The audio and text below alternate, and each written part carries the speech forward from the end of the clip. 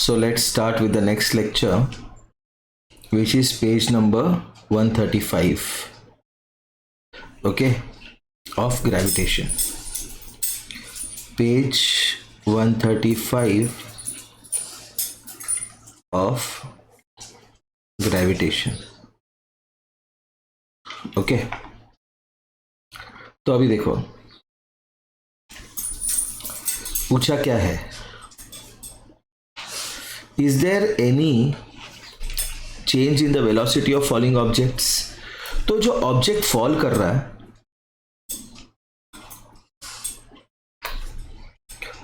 जो object fall कर रहा है उसका मोशन है, इसलिए फोर्स है। फोर्स है तो एक्सीलरेशन है। और हमने प्रीवियस लेक्चर में क्या देखा, ये एक्सीलरेशन होता है ड्यू टू ग्रेविटी, और ये एक्सीलरेशन एक्ट करता है ऐसे कि it supports the motion.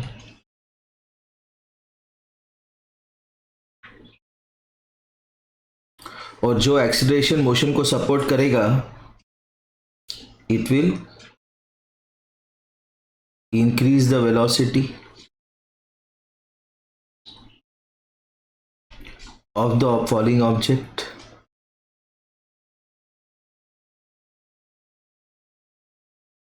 Okay, so is there any change in the velocity? Yes, fine. लेकिन किसमें चेंज नहीं होता? There is no change in direction. For falling objects, there is no change in the direction. Okay, वो direction एक ही रहता है, that is vertically downwards. क्या रहता है direction? Direction of fall is always vertically downwards. Okay,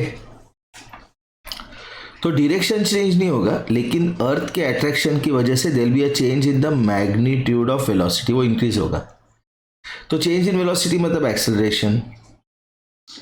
तो इसका मतलब जब ऑब्जेक्ट नीचे फॉल कर रहा है तो एक्सेलरेशन इन्वॉल्व है, देख लिया हमने। और ये एक्सेलरेशन किसकी वजह से? ग्रेविटेशनल फोर्स की वजह से। किसका ग्रेविटेशनल फोर्स? अर्थ का। Therefore this acceleration is called the acceleration due to gravity और ग्रेविटेशनल फोर्स ऑफ अर्थ, और acceleration due to gravity, and denoted by small g. तो स्मॉल जी जो है मेरा, that is acceleration due to gravity, और जो capital G है वो है यूनिवर्सल ग्रेविटेशनल कांस्टेंट। तो स्मॉल जी है एक्सेलरेशन ड्यू टू ग्रेविटी, और एक्सेलरेशन का यूनिट क्या होता है? Metre per second square. Okay, तो we know from second law of motion that force is a product of mass into acceleration, लेकिन force is not product of mass into acceleration. net force, ये word गलत है, force नहीं होना चाहिए यहाँ पे, क्या होना चाहिए? Net force on the body is the product of mass and acceleration. तो मास जो है वो लेते हैं हम छोटा m, स्टोन का। छोटा m क्या है?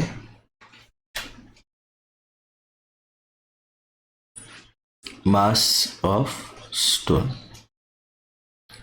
Okay, fine. तो अगर ग्रेविटेशनल फोर्स है कैपिटल F और मास ऑफ स्टोन है छोटा m, तो फोर्स क्या होगा? m into g, where what is g? Acceleration due to gravity. लेकिन अपना तो फोर्स क्या है? g mass of earth into mass of body upon distance of body from earth का स्क्वायर। तो इसका मतलब क्या हुआ, mg is equal to g mass of earth mass of body upon d square. तो g का वैल्यू क्या हुआ, capital G mass of earth upon d square. मतलब ये फिर से लिख लेते हैं, g का वैल्यू है g mass of earth upon distance from earth the whole square. ठीक है, तो अभी g क्या है, यूनिवर्सल ग्रेविटेशनल कांस्टेंट है, मतलब कांस्टेंट है। me क्या है, मास ऑफ अर्थ है, मतलब कांस्टेंट है। कोई एक बॉडी अर्थ से d डिस्टेंस पे है, तो ये तीनों, अगर मेरे पास 4 अलग अलग बॉडी है जो अर्थ से d डिस्टेंस पे बैठे हुए हैं, तो उन पे g जो होगा वो सेम होगा। क्यों, क्योंकि ये सारे नंबर कांस्टेंट है। मतलब for a given distance from earth, value of g is same for all objects। Okay fine. तो हमने जब न्यूटन के बारे में पढ़ा तो हमने एक चीज देखा था कि न्यूटन ने कैलकुलस का इन्वेंशन किया और ऐसे बताया कि entire mass of earth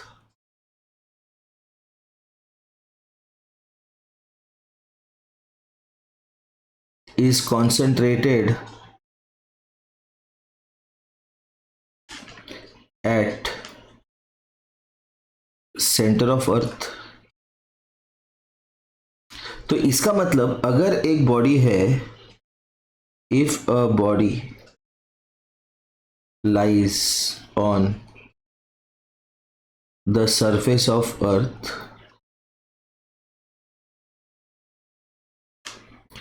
then g क्या होगा, g into mass of earth upon r square, where r is distance of body from center of earth, जहां पे अर्थ का मास कॉन्सेंट्रेटेड है, that is radius of earth. Okay fine. The earth is not a perfect sphere. As the radius of earth increases from poles to the equator, मतलब radius of earth at poles,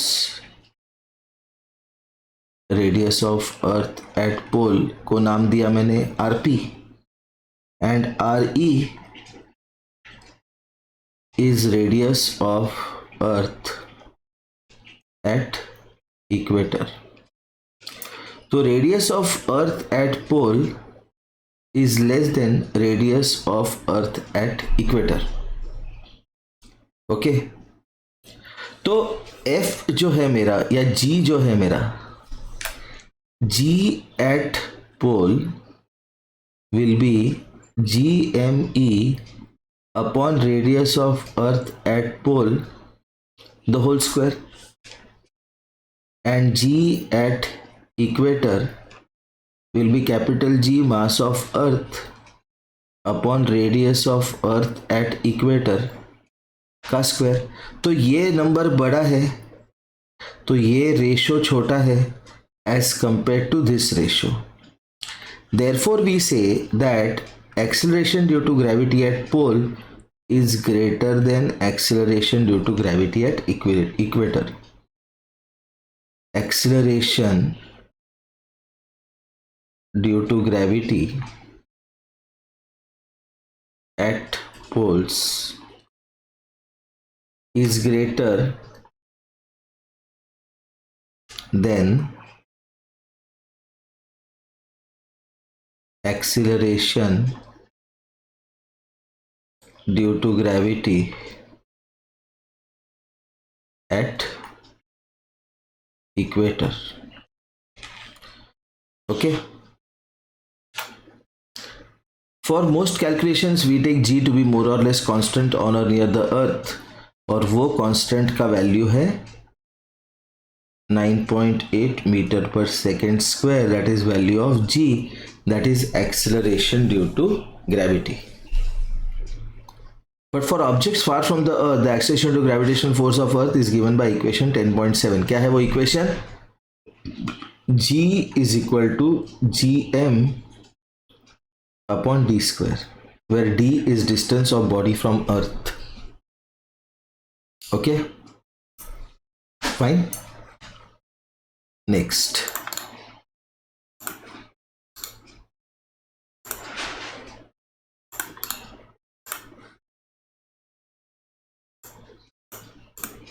to calculate the value of g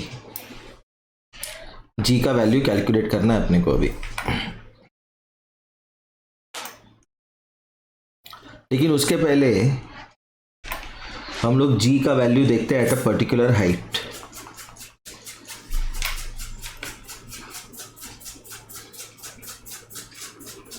value of g at a height h from surface of earth.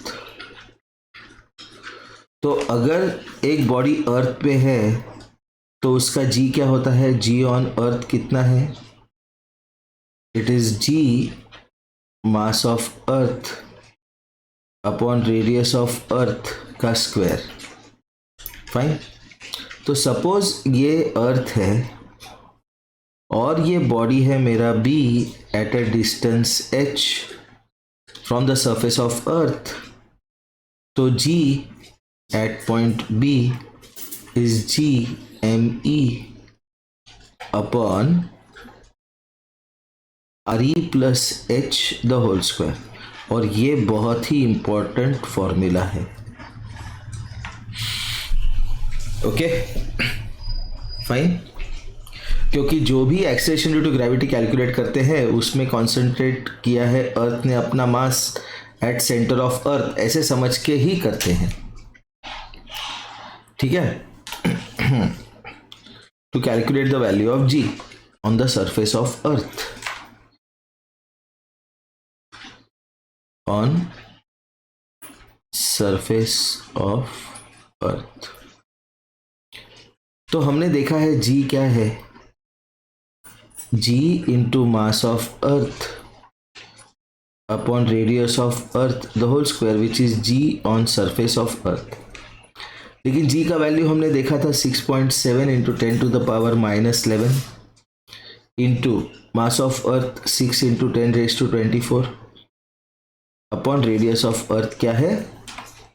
तो वो देखते हैं. Radius of अर्थ है 6400 kilometres, मतलब 6.4 into 10 raise to 6 metres. तो ये बना 6.4 इंटू 10 टू द पावर 6 का स्क्वायर. तो ये बना 6.7 into 6 upon 6.4 into 6.4 into 10 raise to -11 plus 24 into 10 to the power 6 into 10 to the power 6. So this is 6.7 into 6 upon 2 into 3.2 into 6.4 into 10 to the power 13 upon 10 to the power 12. क्या लगाया मैंने इसमें? a raised to m into a raised to n is a raised to m plus n, which is 6.7 into 2 3s upon 3.2 into 6.4 into 10 raised to 13 minus 12.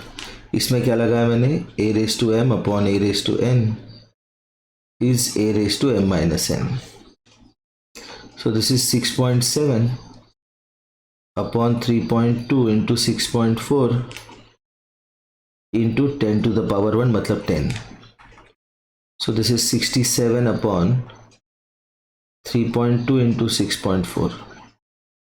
इसको ऐसे करता हूँ, 3.2 into 6.4 calculate करता हूँ, 64 इंटू 32, 4 2 ज़ा 8, 6 2 ज़ा 12, 4 3 ज़ा 12, 6 3 ज़ा 18, 19, 8 4 10 2. So this is 67 upon 2048. Fine. Okay, ये 3 रह गया था, इंटू 3 इंटू 3 इंटू 3 इंटू 3, तो 67 इंटू 3 कितना है? 7 3 ज़ा 60 ज़ा 18, 20. Okay, so this is 201, okay, upon 20.48, क्योंकि इसमें एक और इसमें एक 2 डेसिमल है, अपॉन 20.48.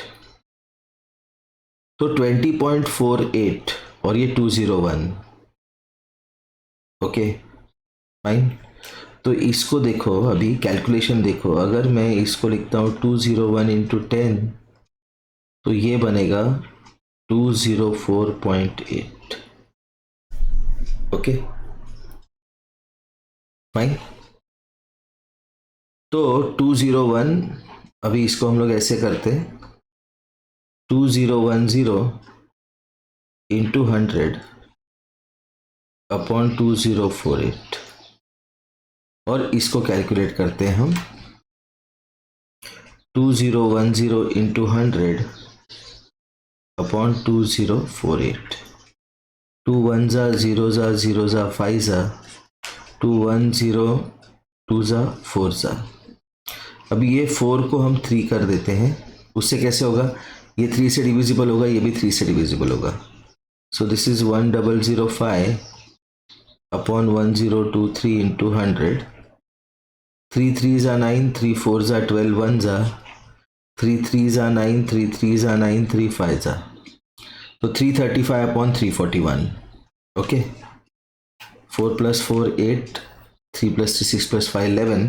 तो इसको हम कर देते हैं 336 अपॉन 342 इंटू 100. अप्रॉक्सीमेट किया मैंने 3 से डिवाइड होने के लिए. 3 1 ज़ा 3 1 ज़ा 2 ज़ा, 3 1 ज़ा 3 1 ज़ा 4 ज़ा, 256 ज़ा 257 ज़ा. तो ये बन गया 56 upon 57, which is approximately 10, approximately 1. तो 0.99 लेते हैं into 100. Okay fine. Okay,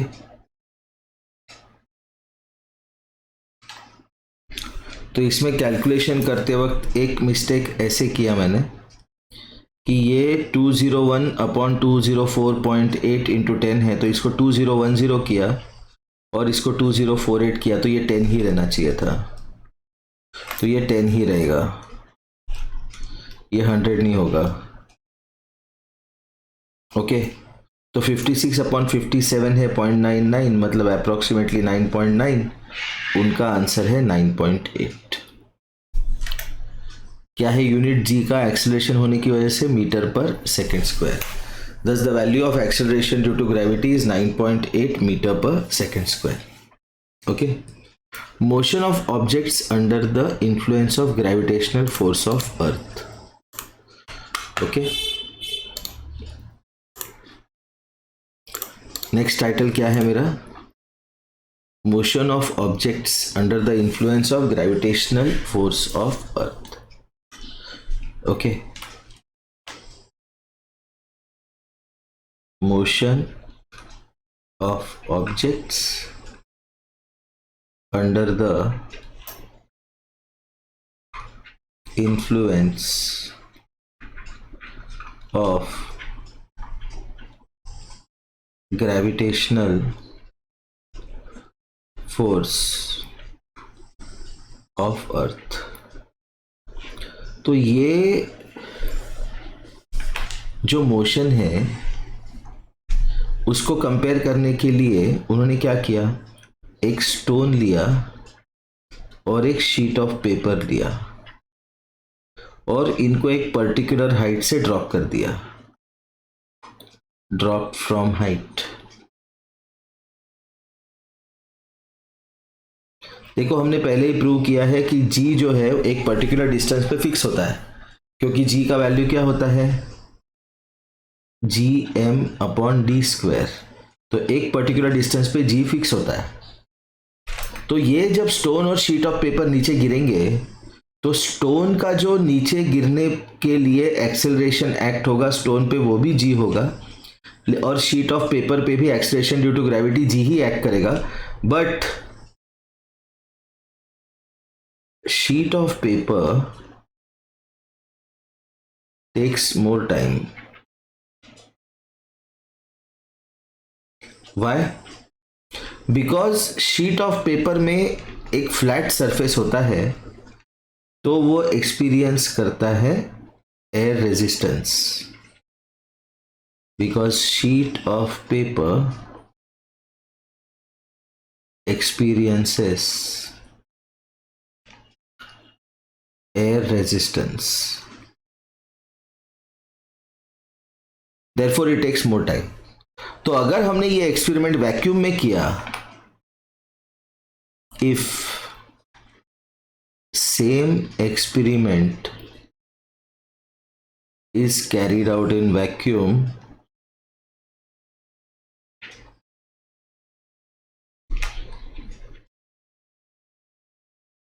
then both stone and sheet of paper take same time to fall।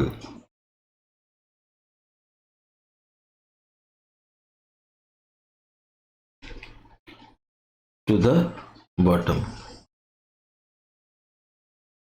इसका मतलब क्या हुआ? What is the analysis and result and conclusion of the experiment? कि एक particular height से अगर हम किसी को ड्रॉप करेंगे तो उस हाइट से जो g एक्ट होगा उस बॉडी पे, वो किसी भी बॉडी पे जो है वो सेम होगा, because acceleration due to gravity is a constant at a particular height and second independent